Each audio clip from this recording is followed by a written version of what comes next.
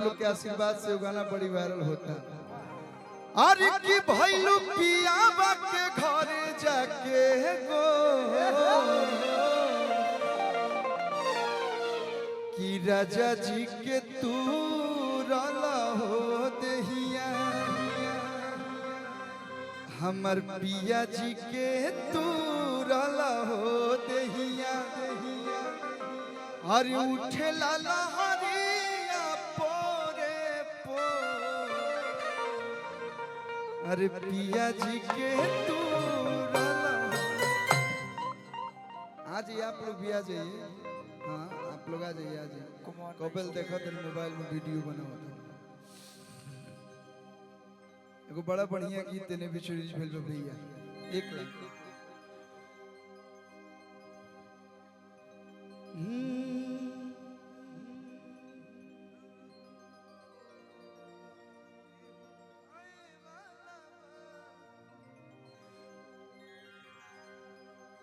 कतना पे कम्युनिटी लगी है बाबा बड़ी लमहरे टीमाइल भी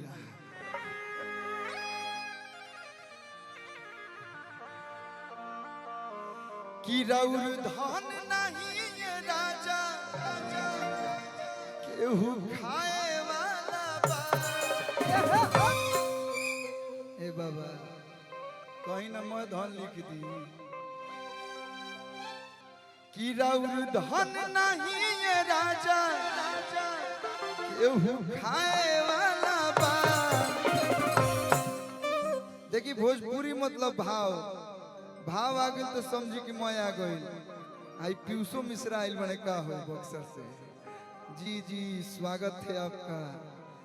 कि सारी रात सुतवनी हा ए राजा कवारी में अब का हाथ लगावेला हई 5 गज के साड़ी में कि राउर धन नहीं ये राजा केहू खाए वाला बा। राउरे हराउरे रही कि राउर धन नहीं ये राजा केहू खाए वाला बा। छोड़ी छोड़ी ओठल लिया रे छोड़ी छोड़ी ओठल लिया रे छोड़ी छोड़ी ओठल लिया रे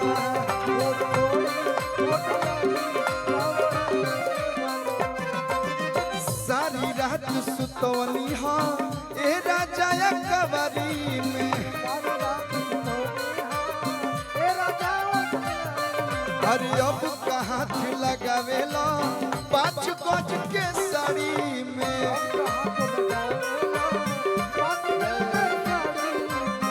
मेरे दुल्हे राजा विक्की भैया है मेरे।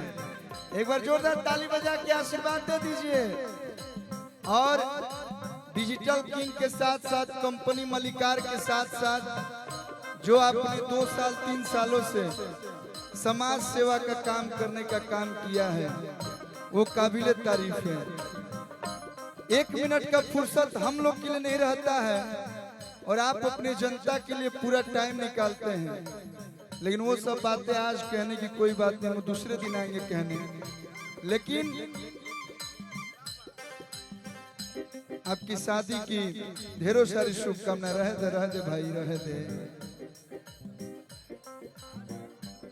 राउर धन नहीं ये राजा केहू खाए वाला बा। राउर धन नहीं ये राजा केहू खाए वाला बा। छोड़ी छोड़ी ओठल लिया रे वाला बा। छोड़ी छोड़ी ओठल लिया रे वाला बा। छोड़ी छोड़ी ओठल लिया रे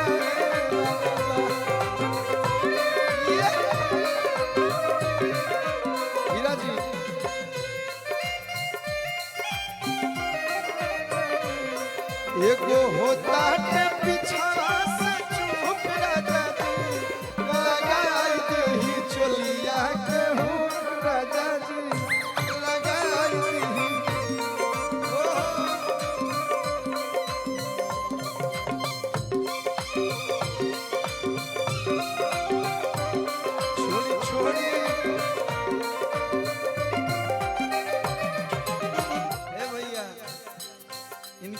लाइन है, मानतन मान जोग बानी रउआ मारा,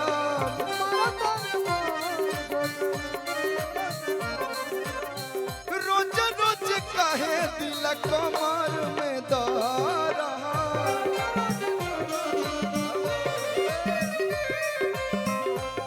हेलो मैं मिलियन के तनी मान जोगे जोगे बानी रउआ मारा,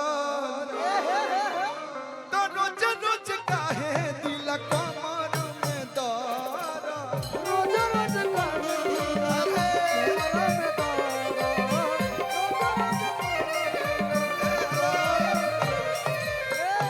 आज इस मंच पे आर पंकज भैया आप भी आइए। और आज हम लोग गाना गाने नहीं एंजॉय करने हैं। ये मेरे गुरु हैं, ये मेरे गुरु हैं, इन्होंने सिखाया है कि कैसे गाना है, गार्जियन है। और ये आर पंकज भी और ये आशुतोष तिवारी जी, ये दोनों लोग भोजपुरी के इतने बेहतरीन राइटर हैं कि अगर मन से लिखते तो वही। सौरभ भैया भी हमारे बीच में आ चुके हैं, हम तहे दिल से सौरभ भैया का भी स्वागत करते हैं। बहुत बहुत स्वागत आपका।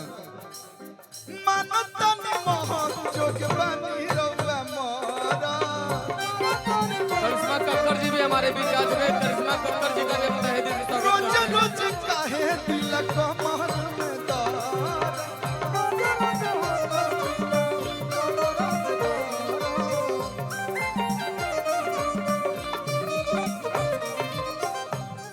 हई गोरी के तिजोरी ना लुटाए वाला बा। सौरभ रॉयल भैया, मुखिया जी बहुत बहुत स्वागत है आपके। सौरभ रॉयल भैया हमेशा भोजपुरी में कुछ न कुछ बेहतरीन करने का हमेशा आप मेहनत करते हैं। अरे नहीं, बहुत बहुत बधाई आपको भी। विक्की भैया, हई गोरी के तिजोरी ना लुटाए वाला बा, हई गोरी के तिजोरी। भास्कर पांडे भैया का भी हम तहे दिल से स्वागत करते हैं। छोड़ी छोड़ी उठला लिया,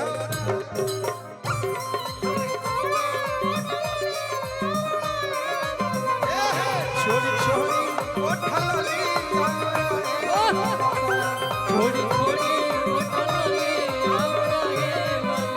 लेकिन भैया हम तो एक लाइन विक्की भैया के लिए गाएंगे, गाली गीत गा देते हैं एक लाइन, क्योंकि विकास भाई और भास्कर भाई का भी बहुत बहुत धन्यवाद।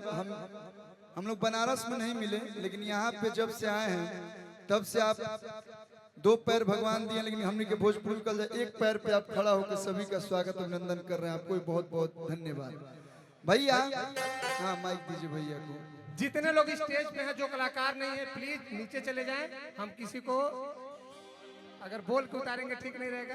कुणाल भैया रहेंगे सिर्फ, जो भी लोग आंसू बाबा रहेंगे, स्टेज पे मनोज बाबा भी रहेंगे, लगाया, जो गांव देहात से जितने भी सारे लोग नीचे आके देखिए, एंजॉय कीजिए।